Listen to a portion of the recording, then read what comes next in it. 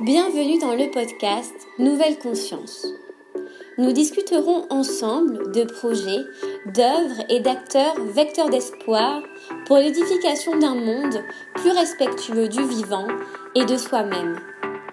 Je suis Manon Sala et je chemine depuis longtemps pour comprendre le lien intrinsèque entre le bien-être individuel et l'élan du collectif. Je vous invite à me joindre dans ce jeu de pistes afin de semer ensemble les indices vers une nouvelle conscience. Bonjour à tous et à toutes, je suis très heureuse de vous retrouver aujourd'hui pour ce premier épisode de Nouvelle Conscience. Mon invitée du jour sera mademoiselle Mickey de Jonge, une amie de longue date, pour qui j'admire le parcours, la créativité et les grandes ambitions. Mickey, tu es élève à l'École nationale supérieure d'architecture de Paris-Belleville.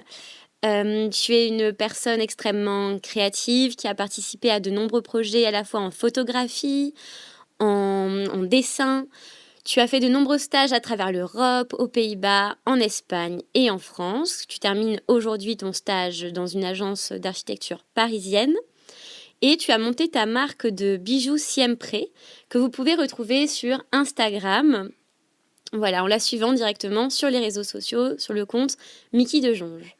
Mickey, en tant qu'amie, nous avons eu de nombreuses discussions sur le rôle de l'architecture et notamment comment l'architecture peut améliorer ou au contraire réduire notre niveau de bien-être, notre créativité, notre joie de vivre.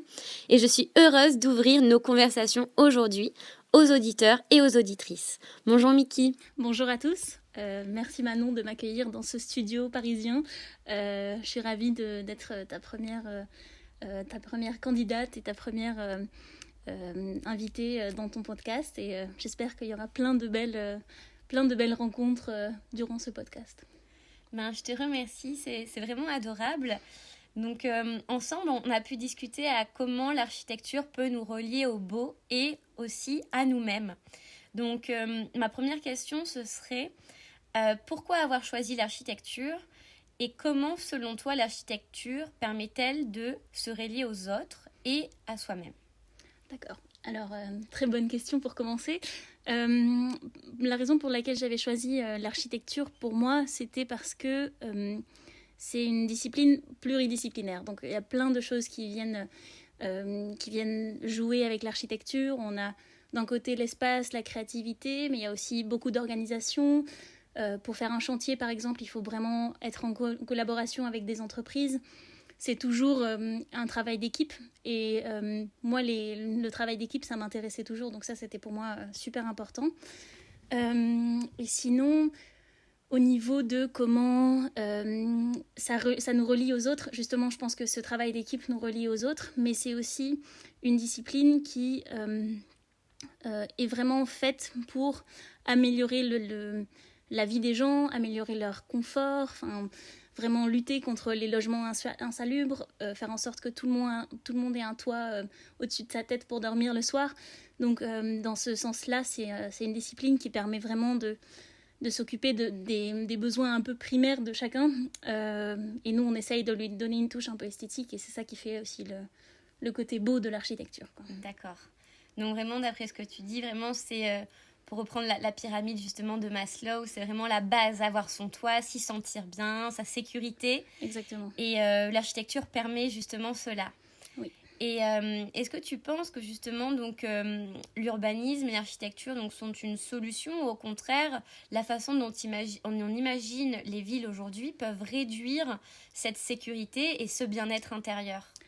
Alors c'est difficile parce que j'ai l'impression qu'on a tellement construit dans tous les sens, depuis un peu l'industrialisation, on s'est mis à construire d'énormes complexes, beaucoup de grandes choses, et on a vu aussi avec ce Covid qu'il y avait plein d'espaces qui ne sont pas utilisés. Et la défense maintenant c'est un grand sujet aussi. Qu'est-ce qu'on fait avec tous ces bureaux ? Est-ce qu'on peut les retransformer en logements par exemple ? Donc c'est vraiment c'est une question intéressante parce que c'est d'un côté on veut lutter contre mal-être des gens dans leur logement, faire en sorte que tout le monde ait de l'espace et des espaces verts. Et on s'en est rendu compte aussi pendant ce Covid qu'au final, ceux qui étaient à Paris, dans les grandes villes pendant ce Covid, c'était extrêmement difficile d'être à l'intérieur, d'être dans un petit espace. Mais c'est pas que l'architecte qui peut jouer un rôle dans ces changements-là, parce que c'est aussi un taux immobilier, c'est aussi des prix, c'est aussi des promoteurs. Enfin, c'est pas que nous, disons, mais nous, on essaye en tout cas de faire en sorte que les logements, même s'ils sont petits, ils sont bien agencés et faire en sorte que, et je pense qu'on va un peu vers ça, que tous les espaces peuvent être utilisés dans différentes formes. D'accord. Donc, c'est-à-dire qu'une chambre peut devenir un bureau ou qu'un bureau peut devenir un salon et que donc avec des meubles ou avec un certain agencement d'une pièce à vivre, on fait en sorte qu'on puisse y vivre plus longtemps et avoir plusieurs usages de l'espace, quoi. D'accord. Donc ce serait non pas fragmenter l'espace, mais au contraire créer une ouverture et donc une adaptabilité aux besoins et aux fonctions du logement. Exactement, ça c'est ce qui est un peu difficile dans le métier d'architecte, c'est qu'on ne peut pas se mettre vraiment à la place de l'autre. Après, nous, on a une culture de l'espace, on sait comment bien agencer pour faire en sorte qu'on s'y sente bien, mais c'est toujours difficile de bien écouter la personne pour qui on construit, parce que c'est bien sûr, c'est elle qui va au final vivre dans ce logement. Donc le mieux, ce serait de faire une architecture qui est totalement modulable et que tout le monde peut vraiment changer, mais c'est aussi compliqué en tant que non-architecte de dire moi j'ai envie d'avoir un grand espace pour ça et un petit espace pour ça. Donc c'est vraiment une écoute entre architectes et... D'accord, je comprends. Et du coup, quand est-ce que tu as eu justement cette prise de conscience de la nécessité finalement d'avoir un logement qui est adapté à chacun et qui va totalement à l'encontre de ces énormes plans d'urbanisation, de ces logements, de ces barres d'immeubles où tout est extrêmement harmonisé, uniformisé? Est-ce que c'est quelque chose pour toi qui est évident ou qu'on t'apprend ou que tu as ressenti en parlant avec des clients, dans tes stages, dans tes projets? Moi, personnellement, je l'ai ressenti très jeune déjà, parce que je me suis rendu compte que tout ce qui était des objets de design ou des choses belles autour de moi, je trouvais ça me mettait dans un bon état. J'étais vraiment contente d'être entourée de belles choses, disons. Et je pense qu'en faisant des études d'architecture, on est allé aussi un petit peu dans les banlieues parisiennes, et en voyant ces grandes tours d'immeubles, il y en a certaines qui sont très bien construites, mais d'autres où on se dit mais attends, cette petite fenêtre, quand on regarde les logements sociaux par exemple, qui sont tous avec des petites échelles, tout est mesuré, tout est quadrillé, c'est 9 mètres carrés par chambre, enfin c'est des tout petits espaces, et j'ai pas envie de dire que c'est insalubre, mais il y a des espaces de vie qui sont totalement à revoir et qui datent des années 50 où tout était condensé et fait en sorte pour que tout soit proche de la ville. Mais je pense qu'on peut aller vers une approche différente du logement et se dire on change, on essaye d'agrandir ces espaces-là et faire en sorte que tout le monde s'y sente bien. Après, la ville y joue aussi un rôle, parce que tout le monde ne peut pas se permettre d'avoir un 120 mètres carrés, tu vois, à Paris. Et je pense que les espaces verts, c'est hyper important, même si c'est tout petit, mais ça fait vraiment partie du bien-être aussi, pour moi, d'un plan d'urbanisme et d'un plan d'une ville. Donc, est-ce que selon toi, bien-être individuel rime avec espace et lumière, ou est-ce que finalement c'est plutôt une question justement d'agencement, où il y a un peu, on va dire, des codes universels qui vont faire que l'être humain va se sentir bien quelque part dans son logement? Alors, universel, je pense pas, parce que je pense qu'on a tous des cultures différentes et que chacun se sent bien avec certaines couleurs ou se sent bien avec certaines matérialités ou un apport de lumière plus grand ou plus petit. Moi, je sais, personnellement, si j'ai pas une fenêtre dans ma chambre, je suis tout à fait malheureuse. C'est très important pour moi. Mais dans une culture, je sais qu'en Chine, ils sont beaucoup plus dans ce que je te racontais sur l'ombre. C'est parce que ça met en valeur aussi certains objets. Si tu mets quelque chose dans une pièce noire et que ça fait ressortir aussi les couleurs. Donc, c'est en fonction de dans ce quoi tu te sens bien. Mais je dirais que pour moi, oui, bien-être rime avec luminosité. Et après, ça ne veut pas dire tout blanc, mais ça veut dire... en tout cas, un apport de lumière important, quoi. D'accord. Ouais. Et si tu pouvais donner des conseils à justement des personnes qui nous écoutent et qui habitent dans des logements un peu petits, justement, qui s'y sentent pas bien, et enfin, en tant qu'architecte, en tant que jeune, qui justement veut faire bouger les choses, et comment voilà, tu pourrais leur conseiller pour se réapproprier l'espace, pour créer des petits rituels ou voilà, pour se sentir mieux chez eux. Alors, pour se sentir mieux chez soi, je dirais essayer de trouver des meubles qui peuvent être utilisés dans tous les sens. Donc, vraiment des choses qui sont pas juste un bureau pour avoir juste un bureau, mais justement des meubles qui peuvent être tout d'un coup une table, tout d'un coup une assise, enfin vraiment des meubles un peu modulables, parce que je pense que ça permet d'avoir un espace tout d'un coup plus grand, parce qu'en ayant des meubles modulables comme ça nous donne un peu plus de liberté, disons. Et après, sortez de chez vous aussi. Enfin, je pense qu'en voyant, parce que toutes les villes ont un charme, donc il faut aller dehors, profiter de la lumière et puis se dire et chercher les petites choses qui nous rendent heureux chez soi. Moi j'adore les fleurs, donc j'achète toujours des fleurs et ça me procure de la joie dans mon logement. Donc et peut-être repeindre la couleur d'un mur.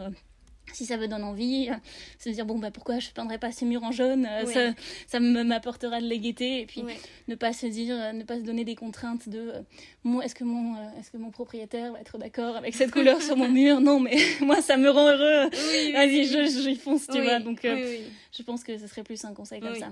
Bon, c'est quand même bien d'avoir l'autorisation du propriétaire. Oui, je suis d'accord, je voulais pas avant que vous repeigniez toute votre chambre en mauve ou quoi, demandez quand même. Bon, après on peut toujours repeindre par-dessus, mais oui, en gros, ce que tu dis, c'est qu'il y a une notion de responsabilité, et un peu on a le pouvoir, on a la possibilité, même dans un espace qui est restreint, de créer quelque chose de beau où on s'y sent bien. Exactement. Et on n'a pas besoin pour ça d'avoir beaucoup d'argent, beaucoup de moyens, juste en fait en laissant libre cours à sa créativité. Exactement. Je pense que ça c'est tu m'en parlais tout à l'heure, c'est sur justement la créativité dans l'espace urbain.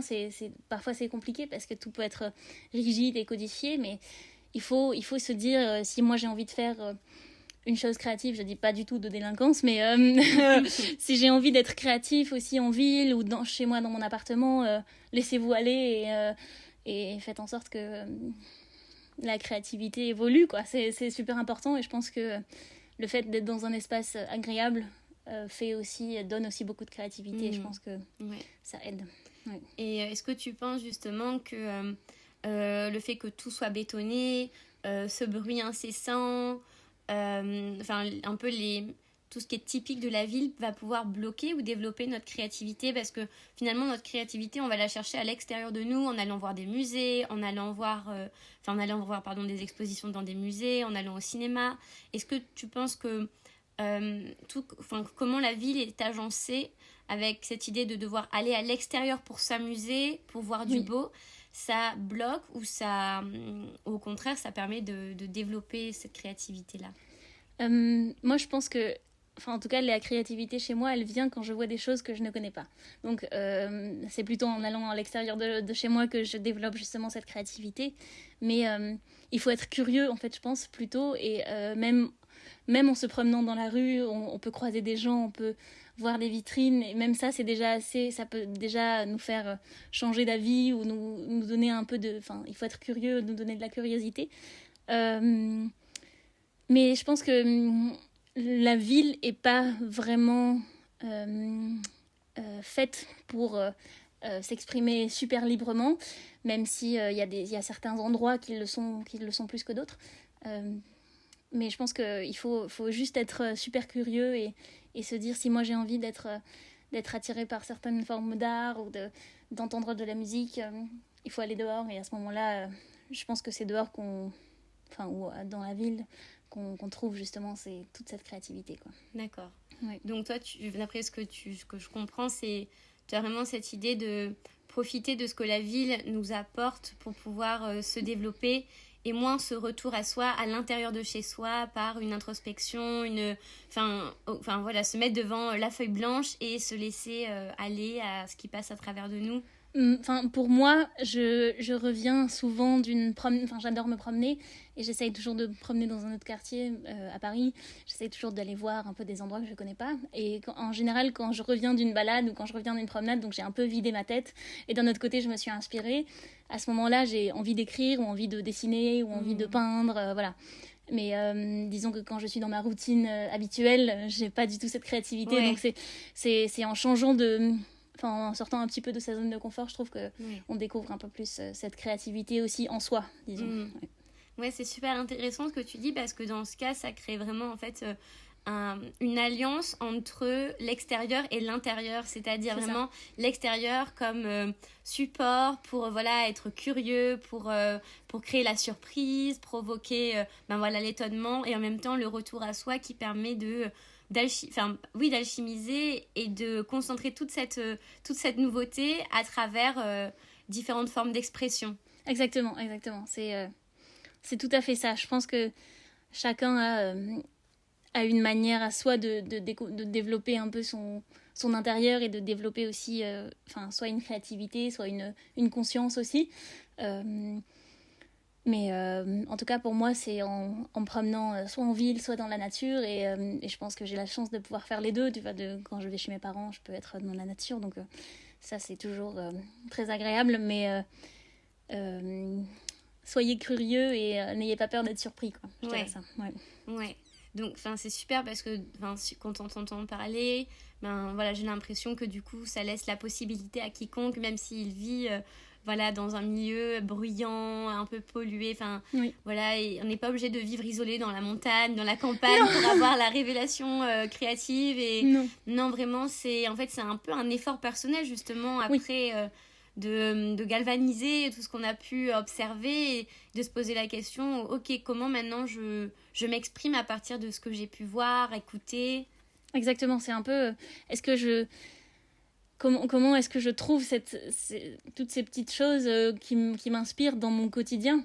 Et après, je sais pas si l'architecture, pour moi, j'adore la lumière, j'adore regarder les bâtiments, donc ça m'inspire déjà, mais je pense que quand on n'est pas architecte, c'est pas forcément ce qu'on regarde le plus, mais il y a toujours des petites choses à regarder. Moi, j'adore quand je vois des vieilles dames assises en terrasse, ça me donne chaud au cœur. Enfin voilà, il y a toutes des petites choses comme ça et ou une jupe qui s'envole sur une femme sur un vélo. Je me dis toujours mais c'est fou. Enfin, ou des je sais pas, une feuille qui tombe d'un arbre ou les bruits d'une terrasse de café. Enfin moi tous ces bruits là, j'adore ça. Je trouve que ça donne du vivant autour de soi et juste d'entendre toute cette vie et tous ces gens qui bougent et tous ces gens qui ont tous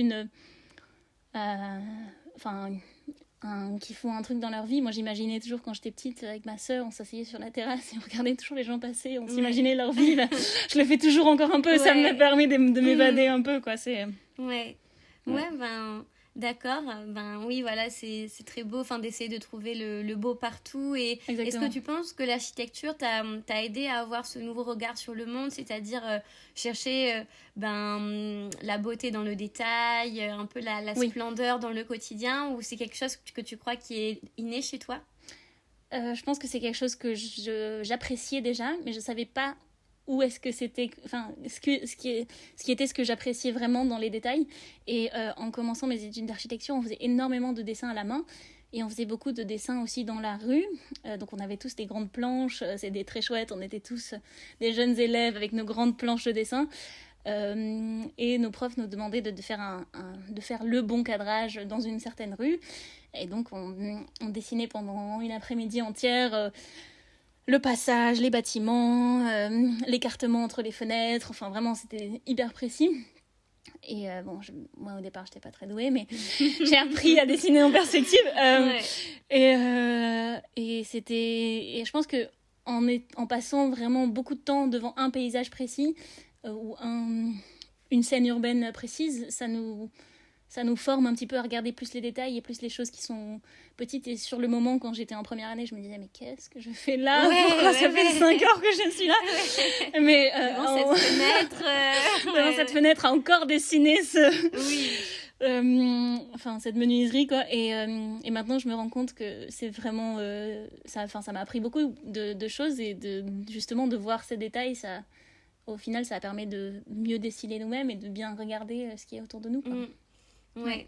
Mais ainsi, je retranspose ce que tu dis pour l'architecture dans une philosophie de vie plus générale. C'est ça, c'est-à-dire, tu vas pas commencer à dessiner la pyramide du Louvre, tu vois, Non. le Panthéon. C'est important d'abord, même je pense, de prêter attention à ce qui est petit, ce qui est accessible et de se focaliser dessus. Et ensuite, de pouvoir le transposer dans des projets plus grands, dans Exactement. On évolue en fonction de comment évolue notre regard aussi. C'est ça. Toi, dans le cadre des bâtiments, mais ça peut être aussi sur la vie, tu vois. C'est ça. Et je pense qu'en apprenant, en faisant des études d'architecture, on apprend énormément à regarder autour de soi et à se poser des questions aussi. Enfin, c'est parce qu'il y a beaucoup de projets plus urbains qui sont faits aussi et qui au final relient par exemple deux quartiers. Quand j'étais à Séville en Erasmus, il y a un endroit qui s'appelle la Cétas, tu sais, les grands champignons. Ouais, je connais. Et en fait, c'était dans un quartier qui était un peu délaissé à la base, il y a 30 ans. Et quand ils ont commencé ce projet, c'est un projet qui a fait beaucoup parler de lui. Et c'est une grande structure en bois avec c'est hyper haut, c'est super massif. Mais c'est très bien construit, je dirais pas le contraire. Et c'est une halle de marché, et donc ils voulaient un peu reconnecter ce quartier. Et le fait qu'ils aient construit ce grand champignon et ce grand belvédère un peu sur la ville, ça a attiré des touristes, ça a attiré du commerce, ça a attiré... donc cette architecture-là a permis de relier ce quartier et de lui redonner une nouvelle énergie, quoi. Donc au final, dans ce cas-là, l'architecture fait quelque chose pour la ville. Donc ça, c'est ce que je trouve très beau, quoi. Ouais. Et justement, donc ce podcast s'appelle Nouvelle Conscience. Et justement, j'aimerais beaucoup qu'on réfléchisse ensemble à de nouvelles solutions pour prendre conscience du changement nécessaire suite à un modèle de développement un peu aujourd'hui obsolète qui atteint ses limites. Et comment l'architecture, selon toi, permettre de répondre à ce défi ?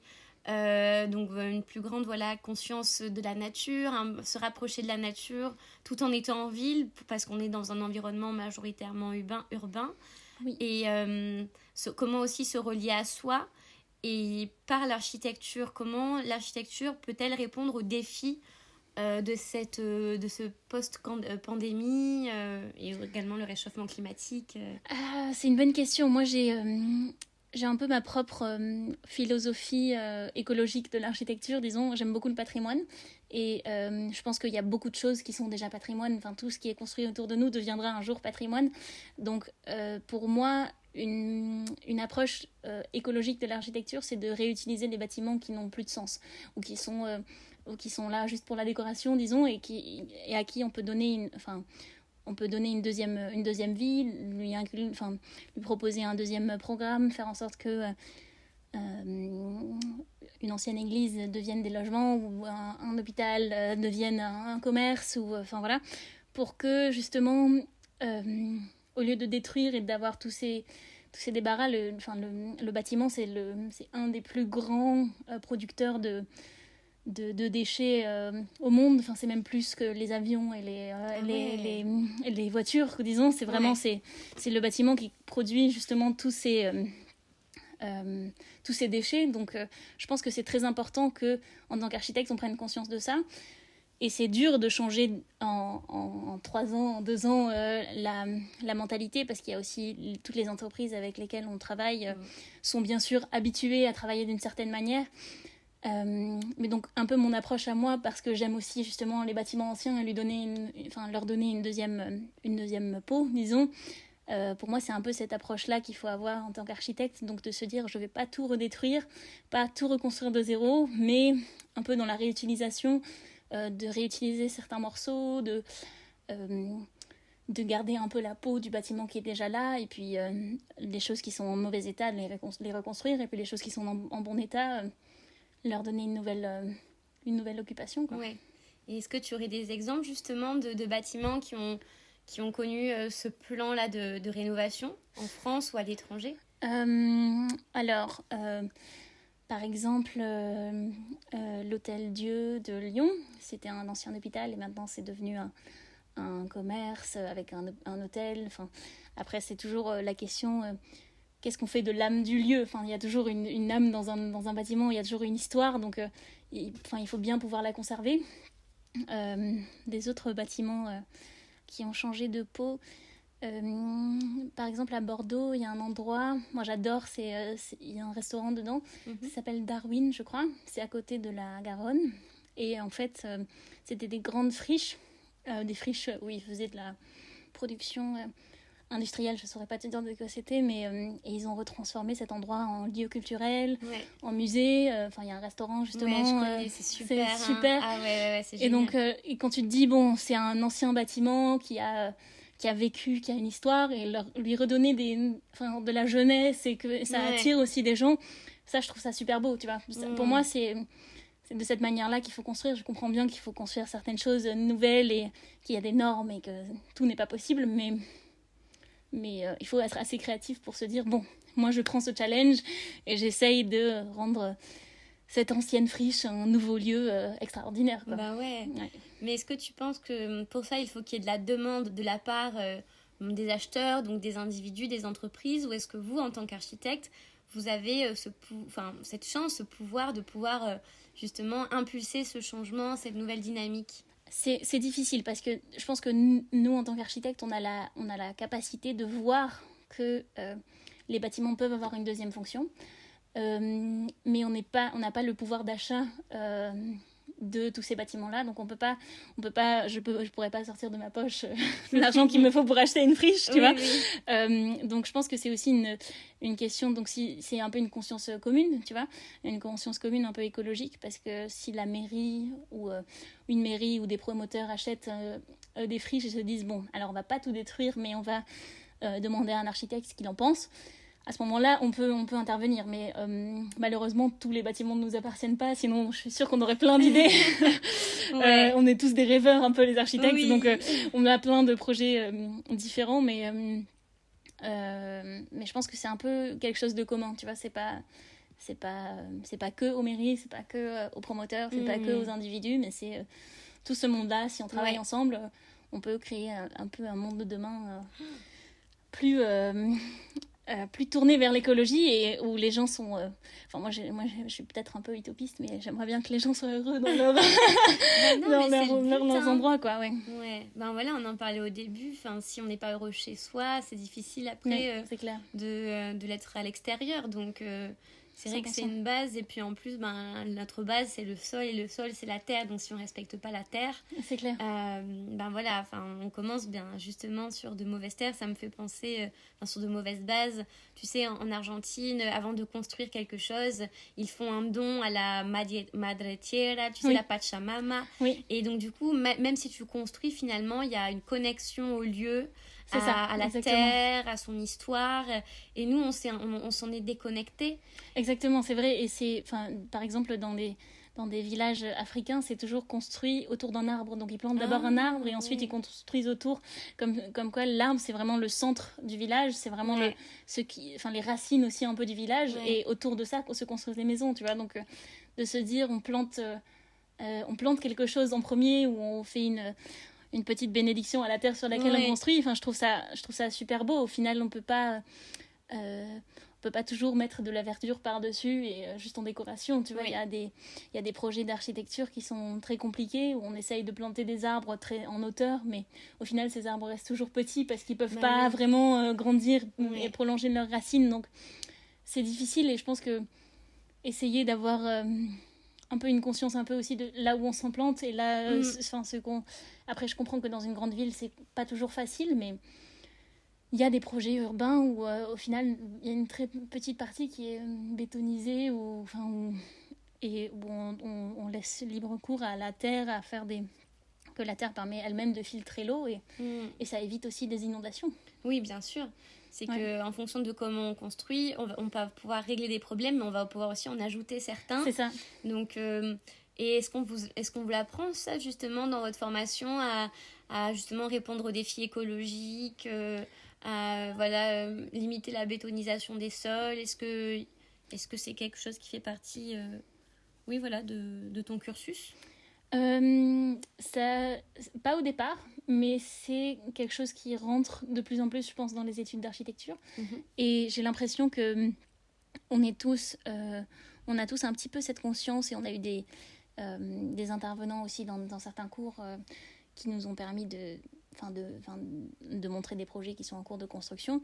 Mais je pense que l'essence de nos études, c'est surtout comment faire en sorte que l'agencement de l'espace soit bien fait et une certaine esthétique, et fait en sorte que les humains se sentent bien.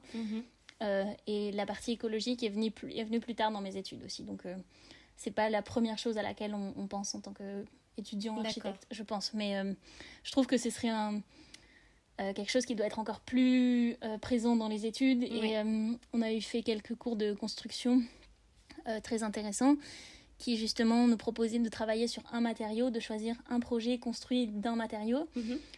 Et nous, on avait travaillé sur le pisé, et c'est de l'argile rouge qui est mélangée, disons construire en briques, mais en terre. Et c'est des techniques ancestrales, mais que les architectes redécouvrent un petit peu. Et je pense que c'est surtout dans des pays qui sont moins développés que ça peut se produire plus rapidement, parce que nous, on a tellement de normes à respecter que pour construire en argile, c'est compliqué en France. Mais il y a plein de nouveaux projets qui sont des petits entrepreneurs qui se disent on va essayer de construire de manière la plus écologique possible. Et pas besoin de 10 000 couches de plastique entre les murs pour que ce soit étanche et qu'il n'y ait pas d'infiltration d'eau, ou que la température soit agréable, parce qu'au final, le pisé, c'est parfait. Ça absorbe toute la chaleur et ça garde les espaces au frais. Donc, c'est des techniques... je pense qu'on n'a pas besoin d'aller dans la décomposition des matériaux et faire du pétrole et d'utiliser du plastique pour tout, mais il faut faire attention à ce genre de détails, quoi. Donc, c'est bien, mais ce qu'on vous y fait y réfléchir finalement. Exactement, On n'est pas formé pour ça, mais je pense que on nous donne la possibilité d'y réfléchir. On nous donne des choses à lire, on nous donne des choses à regarder, et des intervenants qui nous en parlent. Et je pense que si on y est un peu intéressé, on s'y intéresse automatiquement. D'accord. Et ça me fait penser à l'art brut, tu sais, l'art que tu fais à partir de matériaux trouvés dans la nature. Est-ce que pour toi, il y a une forme d'architecture dans la nature où elle se limite aux bâtiments qui sont construits et imaginés par l'être humain? Je peux peut-être sonner un peu très utopiste ou très waouh, l'architecture ça règle tout, mais moi je vois un peu une forme d'architecture dans tout. Donc pour moi, un paysage vallonné, c'est magnifique, et ça apporte tellement de choses, ça sur différents plans. On regarde les détails, les choses qui sont au premier plan, et puis au loin on voit aussi des arbres, ça forme un paysage, et ça je trouve ça absolument magnifique. Donc il y a des grands architectes comme Gaudi qui s'était inspiré de ruches d'abeilles pour construire des bâtiments. Donc je pense que Barcelone, à Barcelone, exactement, les différentes casas qu'il a construites. Tout à fait. Et en fait, les ruches d'abeilles, c'est un peu la forme parfaite, parce que c'est l'endroit où il y a le moins de... C'est un octogone, je crois, où il y a le moins de perte d'espace. Donc si tu construis en octogone, comme avait fait Gaudi à cette époque-là, tu utilises tout l'espace que tu peux. Et c'est beau, parce que du coup, c'est s'inspirer de choses qu'il y a autour de nous, quoi. Donc c'est pour ça qu'on apprend à regarder, et c'est pour ça que pour moi, la curiosité, c'est très important. Bien sûr, parce que justement, dans la nature, tu peux trouver beaucoup de solutions à certains problèmes techniques, puisque, je pense au niveau ergonomique avec les animaux, tu vois, l'avion calqué sur le vol de l'oiseau, tu vois. Même en architecture, je pense que... il y a certaines formes, certains aussi alliages au niveau du bois, des pierres aussi qui peuvent vous aider pour trouver des solutions techniques. C'est ça, exactement, oui, non, tout à fait. Moi, ma fleur préférée, c'est la tulipe. Bon, je suis hollandaise aussi, je pense que ça joue un peu. Influencé, c'est vrai. C'est ma mère qui adore les tulipes, donc j'ai toujours une tulipe à la maison, mais pour moi, c'est la fleur qui a une composition absolument parfaite. Tu vois, c'est incroyable. Je trouve ça fascinant comment la nature peut faire des choses aussi géométriques et aussi belles. Donc, c'est pour ça que...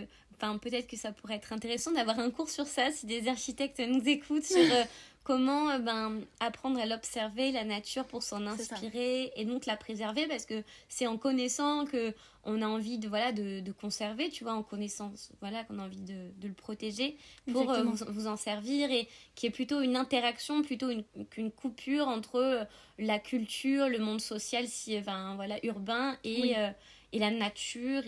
Oui, il ne faut pas faire des coupures, il faut faire en sorte que toutes les choses s'entrechoquent un petit peu et s'inspirent les unes des autres. Ouais, bien sûr. La nature ne fait pas tout bien, mais les humains ne font pas tout bien non plus. Il faut travailler ensemble.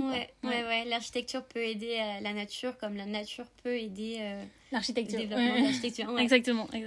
Je te remercie, Miki. Et avant de terminer cet épisode, qui, je l'espère, vous aura plu autant qu'à moi, est-ce que tu pourrais me donner ta gratitude du jour qu'est-ce qui fait que maintenant, tu te sens bien, un souvenir qui t'a fait du bien récemment?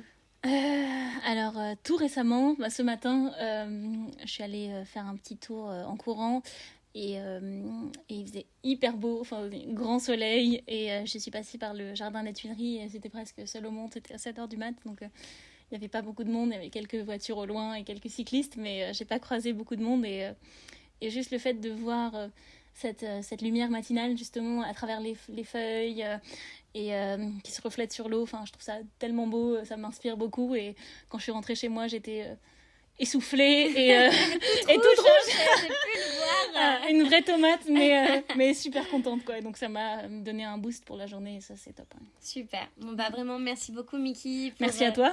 Pour toute ta poésie et tes conseils, c'était vraiment génial, et les auditeurs et auditrices pourront te retrouver sur Instagram s'ils veulent échanger avec toi. Et merci pour tout, Manon, ça m'a fait très plaisir d'être ta première ton premier podcast, et j'espère être à nouveau sur ta chaîne bientôt. Oui, quand tu auras eu tes premiers projets. Exactement. On fera le avant-après. Exactement, merci.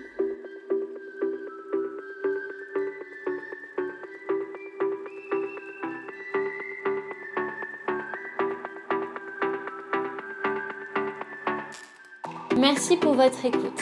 Nous nous retrouverons tous les lundis et vendredis pour construire ensemble cette nouvelle conscience.